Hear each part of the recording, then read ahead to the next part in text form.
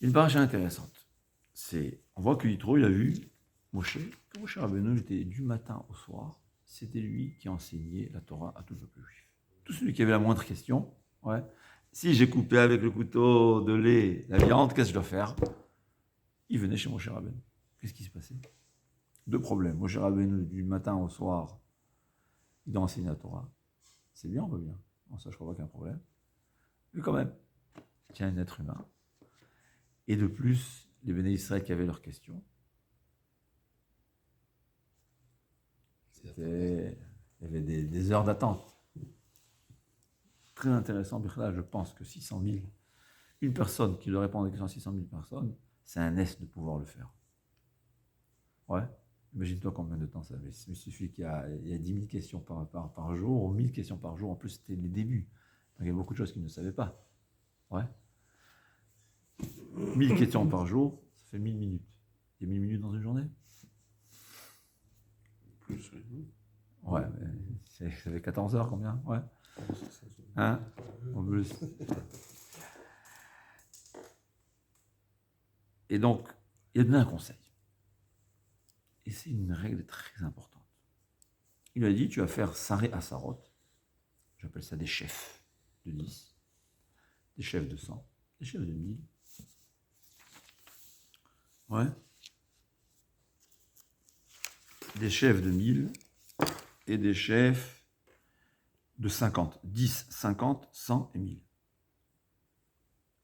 Et eux, ils vont juger. Alors, Yitro, dans son esprit qui n'était pas Torah, il a dit, quand c'est une question qui concerne une petite valeur, on va aller chez le chef de 10. Si c'est de grandes valeurs, on va aller chez le chef de 1000. Ouais. Si c'est est-ce qu'un œuf il est cachère ou pas, on va se permettre de demander à quelqu'un, le chef de 10. Et si c'est un bœuf qui vaut 10 000 euros, ou bien quand c'est un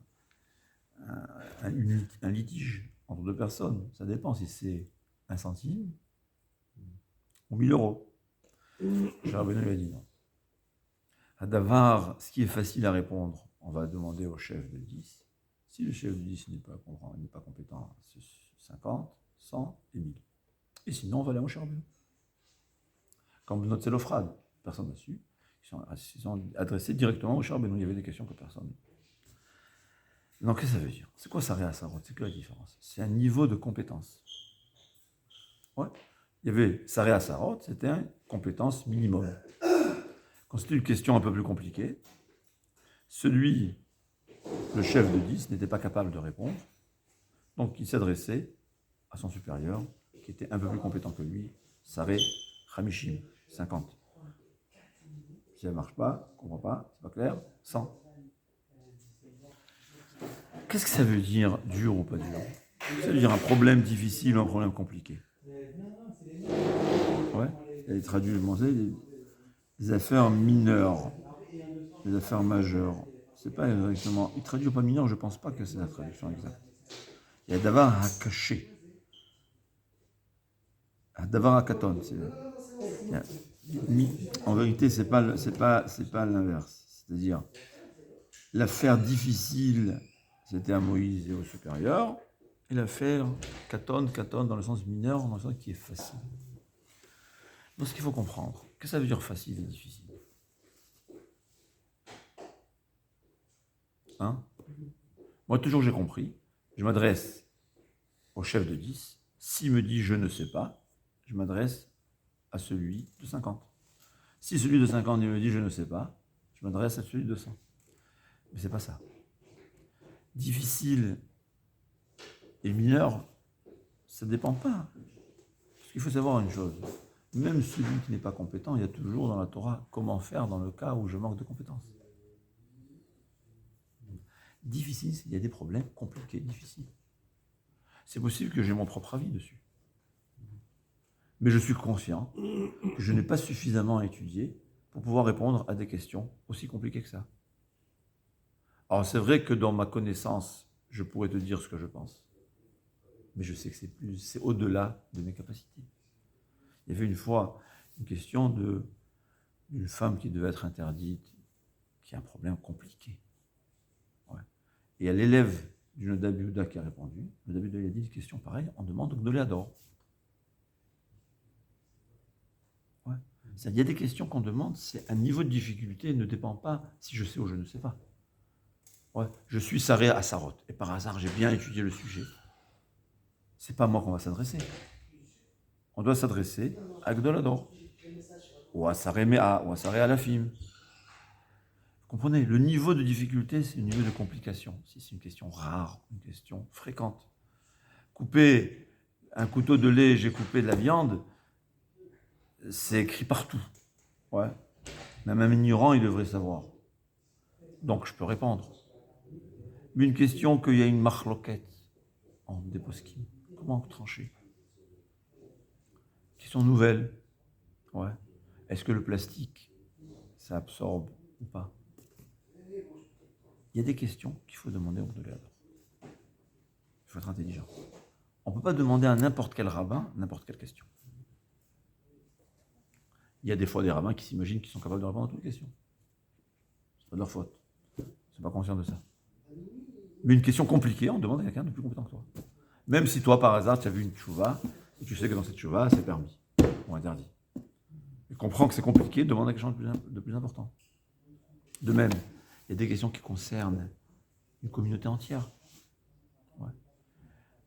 Quel jour faire à Ramot Pourim? Le 15 et le 14. On va demander une question, c'est chaque rabbin de communauté, chaque rabbin de synagogue qui va répondre à cette question. On va demander au Gdolé Hador. Qu'est-ce qui va se passer? Il y aura chacun, il va faire son Pourim. Un va faire le 14, un va faire le 15, un va faire le 14 et le 15, un va faire ni le 14 ni le 15, je ne sais pas. C'est comme ça que ça marche? Non. Quelque chose qui concerne une question qui concerne un grand public, il faut demander au chef du grand public. Si c'est une question qui concerne un petit public, tu demandes au chef du petit public. Je ne vais pas demander à un rabbin de synagogue une question qui concerne tout Jérusalem. Donc, ce qu'il faut savoir, même dans la Torah, il y a des niveaux de compétences. Il y a Saré Asarot, chef de 10, 50, 100 et 1000. Il y a Nissi Hashevet, le chef de la tribu, et il y a Moshe Rabbeinu. Selon la difficulté de la question, selon l'importance de la question, ouais, est-ce qu'on peut utiliser le Zoom à Yom Tov? Vous vous souvenez? Alors, il y a beaucoup de rabbins qui ont répondu à cette question. Mais ce n'est pas une question qu'un rabbin inconnu au bataillon pourra répondre. Il ne faut pas exagérer. Ouais, quand il y a le corona, une nouvelle maladie, on ne va pas demander, ce n'est pas un infirmier qui va te répondre, ni un médecin du quartier qui va répondre.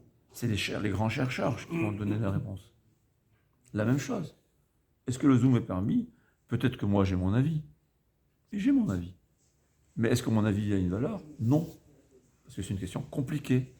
C'est une question de grande envergure, c'est une grande importante. C'est est-ce que utiliser ça à Yom Tov ou pas? C'est pas à moi de décider. C'est au chef de Am Israël de décider. C'est au grand rabbin d'Israël, c'est Reb Moshe Weiss, c'est Reb David Yosef, c'est peut-être Reb Orlando. Il y a des gdolim qui, eux, ils savent, c'est des grands que 80 ans d'études de Torah. Seulement. Ouais, je précise, seulement. On va comparer quelqu'un qui connaît toute la Torah, il a toute la Torah devant ses yeux, avec quelqu'un qui a étudié le sujet. Il ne faut pas exagérer. Ouais. Alors c'est vrai qu'à YouTube, et jamais tu verras un gadol répondre sur YouTube à cette question, mais c'est pas si le YouTube est publié que ça veut dire que celui qui est publié, il a raison. Il faut savoir quelle question demander à qui. À quel rabbin? Alors je m'imagine, moi des questions qu'on me demande, j'ai pas peur, je me suis pas gêné de dire je ne suis pas compétent, mais je m'occupe de demander à quelqu'un de grand. Ouais, j'avais une question une fois, un gros problème de Nida, qui est un gros problème. Même si j'ai mon avis propre, jamais je vais trancher. J'ai demandé au Gdolé Israël, au Gdolé Hador. C'est lui qui me décide, c'est pas moi. Il faut savoir. En d'autres termes, c'est pas tout celui. Même dans la Torah, il y a des niveaux de compétences. Il y a des domaines de compétences. Alors, c'est vrai que dans le temps, un sage connaissait tout. Aujourd'hui, on ne connaît pas tout. Il y a qui se spécialise dans tel et tel halakha, il y a un autre dans tel et tel halakha. Alors, c'est vrai que quand on a étudié les choses, on va mieux comprendre. Je peux m'adresser même à quelque chose dont je ne suis pas compétent. Je peux téléphoner à un rav qui est compétent et il m'expliquera, j'aurai compris parce que j'ai les bases. Et là, je peux dire à quelqu'un c'est quoi la réponse. Mais il faut savoir, c'est pas n'importe qui peut répondre à n'importe quelle question. Le fait qu'il y ait des gens qui se sentent capables de répondre à n'importe quelle question ne veut pas dire qu'ils sont capables. Il faut savoir. Mais savoir. Ouais. Est-ce qu'on peut utiliser le Zoom à Yom Tov ou pas? C'est pas des rabbins de 3e niveau qui peuvent répondre. C'est des grands rabbins. Personnellement, je les respecte énormément. Et les questions de Shabbat ou de Kashrut, je leur demanderai parce qu'ils sont même plus compétents que moi. Mais ils ne sont pas au niveau de permettre le Zoom de Yom Tov. C'est pas leur niveau.